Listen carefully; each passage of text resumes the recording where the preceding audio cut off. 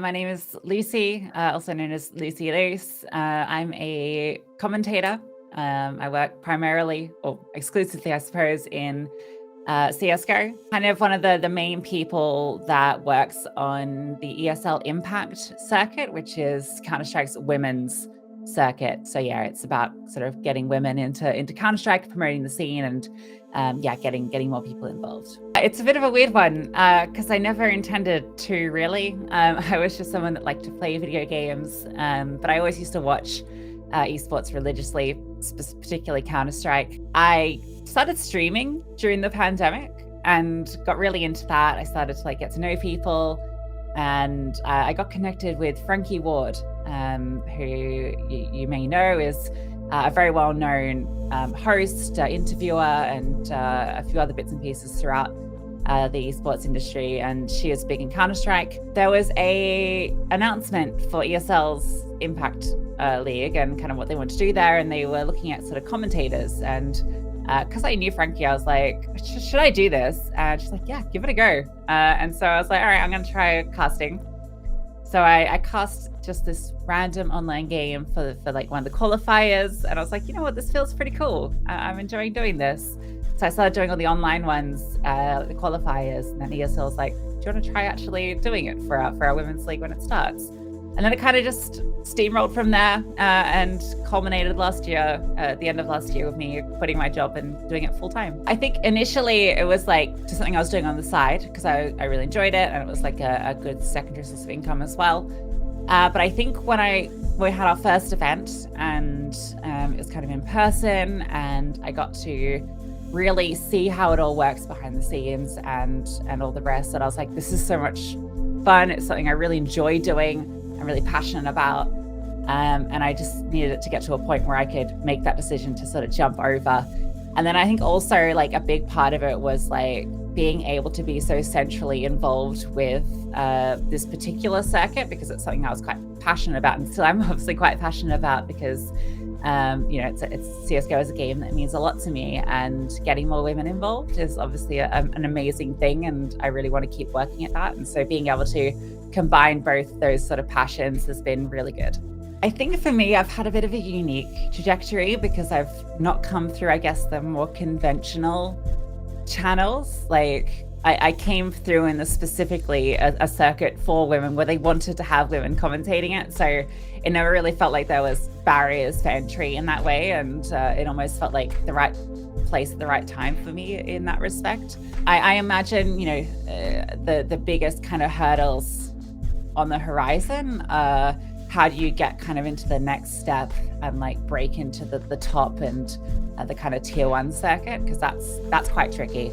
Counter-Strike's been around for a long time. We have a lot of very skilled, talented people that already work in that space. And so when you're a new person coming in, it can be quite hard to have the opportunities to break into that scene. But that's something that, I want to work towards. I think casting a grand final on LAN, that was ESL Impact Valencia, because we were in person for that event, and I could hear the crowd. It was, I could hear my voice like coming back through the audience, and just like being there in person with all these the teams, the crowd, the entire vibe of it, and then doing the grand final as well, which is like the big culminating moment, right, where the trophy's lifted and everything. So that was just such a high. I don't know what would top that yet, but that's definitely the highest point. In the next year, I'm setting my sights just moderate at the moment. I'd like to do a tier 1 event. Maybe that's not moderate, maybe that's quite high reaching, but that would be my goal. Obviously the longest term goal, and the goal of anyone working in Counter-Strike, is to cast a major, but we're putting that one a few years down the line. It takes time. It depends on what I'm casting. So the sort of my role as a caster, I'm primarily play-by-play caster, so I primarily focus on the kind of action that's happening. But with my duo, B-Dog, we do hybrid a bit, so I will do bits of color casting, which is more of the analytical side of things. And so I think whenever you're preparing for a cast and you want to be able to cover two kind of things. One is the storylines, and for that, I don't need to do a great deal of preparation for the women's stuff because I'm very clued in on it, and I write like a lot of, I'll do a lot of videos and content ahead of those events. So I've kind of already done my prep, so to speak, when I create that content. If I'm doing other events, I'll obviously spend a lot of time studying all the teams, their recent histories, any sort of storylines going on, like roster changes, rivalries, stuff like that. You really want to paint that out throughout the series so that the audience gets informed as you go. And then the second part is the analytical side. So that might be things like the sort of maps preferences, the vetoes, the positions players play, different set strats they might run. So, I might watch some demos of some of their past games to see how they run different setups, if they're playing a new map. Like recently we had a new map introduced. So, what are they doing on that new map? Are they playing it? Things like that. So I'll do all that sort of study, I guess, ahead of a cast, and then I guess there's some physical preparation beforehand, making sure you're physically in the right place, you've plenty of warm water, throat's all cared for, all of that sort of stuff. I think people maybe don't realize the amount of work that goes into it. You don't just sort of like sit down and start talking about like the action that's happening. As I mentioned, there's so much that goes on in a game, whether that's Counter-Strike, whether there's anything else. There's so much outside stuff that you have to be prepared to feed in, because you're not there just to say what's going on. You're there to fill in all the information on that gets the audience informed on the storylines. You're there as well to entertain. Your role isn't just to say, oh, this person killed this person. Anyone can read the kill feed. You need to make it entertaining. You need to build the hype, the right moments. And there's a lot of minor details that go into casting that makes it a lot more tricky than it seems on the surface, even if it might seem like quite an intuitive thing. There's a real thrill to it. I think particularly when you're in a studio or at an event, and like I'm just completely focused on it. I'm so plugged in when I'm casting. I get very animated. I'm like, it's like the one thing, and I like it feels really good to just be completely engrossed in a single thing and just be like riding that high, the storylines, just everything throughout it, being in sync with your co-caster. It's a really amazing feeling. But also just like meeting all the wonderful people that are involved as well. Like I've made so many friends through esports that I wouldn't have met otherwise, and that's been amazing. So yeah, there's a lot on that side, and I get to see places as well. I've been fortunate enough to travel around a bit, which is also something I really enjoy doing. So that's also a small win on the side. Obviously the major, that's the big event that everyone wants to cast. I think otherwise, I'd love if ESL ever does an IM Sydney or IM Melbourne. They've done IM Sydney in the past, because obviously that's the home crowd for me. I'm from Australia originally, even though I live in the UK. So to cast in front of an Australian audience, I think would be a unique experience that I would love to do. Yeah, I mean, it's amazing to be part of, because it's not just like a token thing. Like there's serious work that goes into this. The entire team behind it is super passionate about the goal. So it's amazing just to be part of that and be working along a lot of like-minded individuals that really care about women in CSGO, and everyone has the same mission. It's not just another event for the people working it. And I mean, in terms of the impact it's had, I mean, it's only been a year. We've had 2 seasons, and it's already huge in terms of the actual scene. Like 2021, before ESL Impact was announced, teams were leaving for Valorant. The entire scene was basically on the end. Like Enigma Galaxy, who are the best team in the world, they just got an award for it. They were about to leave, and then the announcement came through, and it's just been massive. I think you can see that just in the teams that have now gotten involved in terms of the organizations.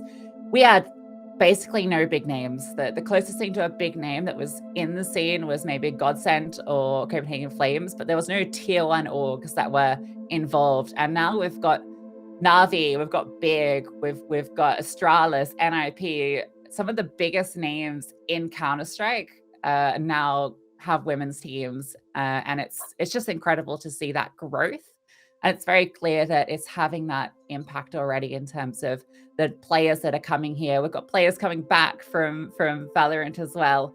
Some really big names there. So yeah, it's really pretty much done a complete reversal on the scene and has saved it, really. I think so. I think Riot really showed the virtue of having a focused women's circuit and kind of what that can bring. Because Game Changers has been a huge success. The amount of numbers they get in terms of like viewership is insane, and like all the individuals, like they get a lot of attention. And I think it's been the real model of how you can successfully run a women's circuit. And then Impact obviously has shown that you can do that when you don't implement it from the ground level as well. Because Riot's unique in that they're the game developer, right? So it's really easy for them to champion that kind of stuff. Whereas within CSGO, because Valve has such a hands-off approach to the game, it's really on tournament organizers to make that difference. So, it shows that it doesn't have to be the developer. But yeah, I think other esports could definitely benefit from it. I'm not super clued in on all of them, but I follow Dota pretty closely. I used to be really into Dota. And I think that's a game that could follow a similar model potentially. So yeah, it's definitely something that has been shown to work. Yeah, it's been really cool because I was doing a lot of content pre-events. Like I was kind of just keeping track. I had like a Google Doc where anytime like there was like a Twitter or someone like changing a team or whatever, I just noted it down, and like I just had all this running kind of information. And then before an event, I would like do the key things in like a Twitter thread or whatever. And ESL were like, you're doing this stuff. We'd love it if you could have like this platform on our website, we could have a blog and like actually kind of document it, because then we can kind of have it going on and all that sort of stuff. So it's been really cool being able to have that sort of central place to share all those updates, because there's not really any outlet that focuses on the women's scene. Like HLTV is the main news site for CSGO, and obviously that's got its main focus on Tier 1 Counter-Strike, so there's not a dedicated space in terms of content around the women's scene. So I've really enjoyed being able to push that forward and to get people invested, because someone has to do it. Otherwise, no one's going to know the storylines. No one's going to know like why you should be rooting for this team. And if you have seen ESL Impact mentioned somewhere, if you're just like a casual CSGO watcher, and then you're like, oh, what do I follow? Like, who should I be interested in? Why should I be like rooting for Navi or Furia or B4 or whatever? And people obviously know Enigma Galaxy because they're the best team in the world, but you need someone to tell you the storylines going into it, because not everyone's going to be watching every single game that ever happens. So I think it acts as a really valuable point to get people into the scene, which obviously will only help it grow. Just do it.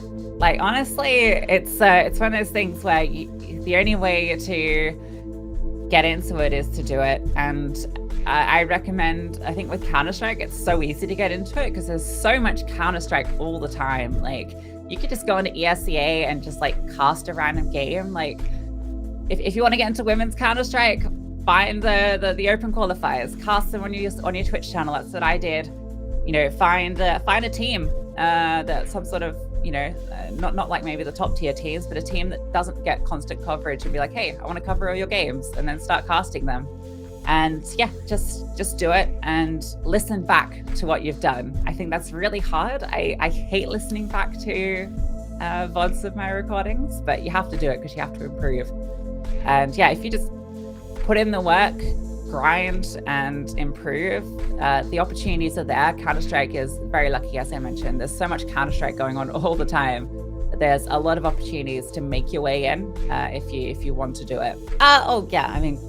Anytime or constantly, but I don't expose myself to it. I think that was something I learned really early. Just don't read Twitch chat ever. Like, don't open it. Don't have it open when you're casting. Don't read it afterwards. It's not going to help you in any way. Reading anonymous people on the internet being awful, and you can switch that off, and it's best just to never expose yourself to it. But like, I've got distinct memories of opening Twitch chat. I cast the RMRs last year, which was a huge experience, like a big opportunity for me. And, obviously I was curious just to see how the viewership was, and there's lots of people watching, and I was like, "Oh my God, that's so cool." And you see things in chat, and you see comments that really do bring you down a peg. And if you read that halfway through a cast, it's going to throw off everything for the entire rest of the time, probably the entire rest of the event. Like, it's important to be critical of what you're doing, but the people at Twitch aren't being critical; they're just being toxic and awful. So I think if you're going to put yourself out there, you have to be aware that people are going to be awful, and you just have to be able to shield yourself from that, either by not exposing yourself to it, or just having healthy habits for dealing with it. Yeah, you just have to remember that people on the internet are awful for awful's sake, and they're always going to try and bring people down. And I think particularly within esports, because it's primarily the audience is going to be young men, I think, in a lot of cases. So there's going to be a lot of people that don't want to see women in that space, or they will make comments because you're a woman in that space and it's a novelty or something to them. So people will be weird about it. One is obviously not exposing yourself to it, but I think in terms of, like, if you want to know how you're performing, you're better off getting that feedback from your peers. And if you've seen a terrible comment and it's sitting in your head, like that, oh, maybe I'm not good at this, blah blah blah, you should go to your peers, other casters, your co-caster, other people that are in the industry, and get that feedback from them, because they're going to know better than some random person on Twitch chat or on Reddit or on HLTV forums or whatever. You build up resilience. I think it's unfortunately an inevitable consequence of being a woman in esports, in gaming. Long before I cast, I was dealing with that on Face It or whatever. That's just the experience, which is obviously not how it should be, but it's something that it is what it is, and we're working on making that better. And having women visible in the scene is obviously an important part of that, and I think that's something that I use to remind myself all the time. It's like, yeah, maybe people are mean to you now, but you being visible here and performing well in your role is really important to women in this industry in general. And the more women we have involved, the more normal it is, the less those comments will be there. And in 10 years, maybe it won't be the norm anymore. I think there's sort of two approaches, right? There's like the top-down approach of having visibility of women in the space, just like kicking ass. So, I think a really good example of this was, well, obviously the ESL Impact League, but the HLTV Awards were held this year, and they had awards for the best women's team, the best women's player, and it was given kind of equal credence to the other awards. So I think just kind of normalizing that from the top level. So having your talent, having your TOs, your whatever, normalizing women as being part of the scene is one point. And then, yeah, I think on the ground level, people need to call that stuff out, because it shouldn't be on us to educate and to make people behave. It should be on their peers. It should be like, if you're a guy reading this, listening to this, then if your friend makes a comment that's not appropriate, you got to call it out. That's the key thing. It's a cultural shift. Also, we can't force it from the top. It does have to come culturally as well.